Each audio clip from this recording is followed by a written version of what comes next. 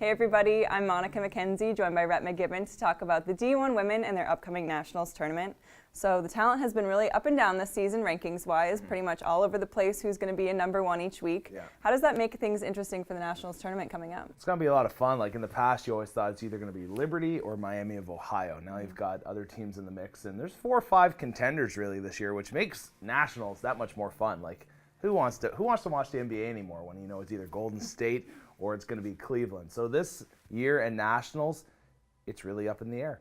But I think you're going to get a lot of viewership from it. But I also think it helps teams come into it, and you're not going to see any sleepwalk games. You'll see a Liberty, a Miami, a UMass be on their toes each and every game and bringing their grade A effort.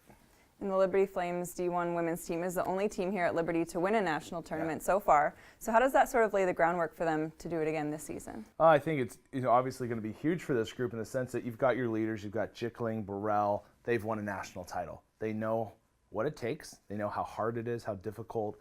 You need lucky bounces. You need things to go right. And with a group of young ladies like they have, so many freshmen and underclassmen on this team, there are going to be times during that week up in Columbus where something's going to go wrong, and their veteran voices are going to be able to calm everybody down. It's okay. And they can proceed onward and get their game back in order. Because it's going to happen. Like, rarely does a team just steamroll through a national title. You don't see it that often. There is always going to be some adversity, and they will be the ones that, like I said, can calm the nerves. You mentioned all those freshman players that joined the team this season. Talk about how you've seen them mature from the start of the year up until now.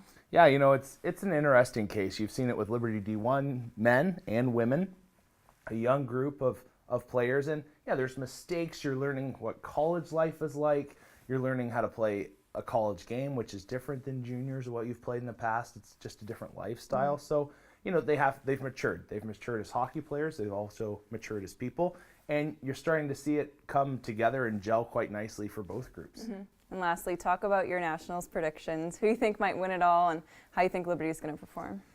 I think Liberty will perform well. I think whoever wins it all, like I said, there's a lot of parity in the league this year. Whoever has the hottest goaltender, and I know that's stereotypical, but whatever team gets that tendy that's just dialed in and rocking it for that tournament will win the whole thing. Now, which team that's going to be, we'll have to wait and find out. Well, you're no help at all. I know. Thanks for your insight, though.